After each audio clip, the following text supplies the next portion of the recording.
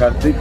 ನನ್ನ first short movie ಬಂದು ಇದೇ ತಿಂಗಳು ಜನವರಿ 26 ರಿಪಬ್ಲಿಕ್ ಡೇ ದಿವಸ ರಿಲೀಸ್ ಆಗ್ತಾ ಇದೆ. ನಾನು ಕೂಡ ಒಂದು ಮುಖ್ಯ ಪಾತ್ರ ಮಾಡಿದ್ದೀನಿ ಮತ್ತು ಇದರಲ್ಲಿ ನಾಗೇಂದ್ರ ಅರಸರು ಮತ್ತು ಜೋಗಿ ಉಮೇಶ್ ಪುಂಗಾಣ ಅವರು ಸಹ ಒಳ್ಳೆ ಪಾತ್ರ ಮಾಡಿದ್ದಾರೆ. ದಯವಿಟ್ಟು ಎಲ್ಲರೂ ಸಪೋರ್ಟ್ ಮಾಡಿ, ಎಲ್ಲರಿಗೂ ಶೇರ್ ಮಾಡಿ. Thank you.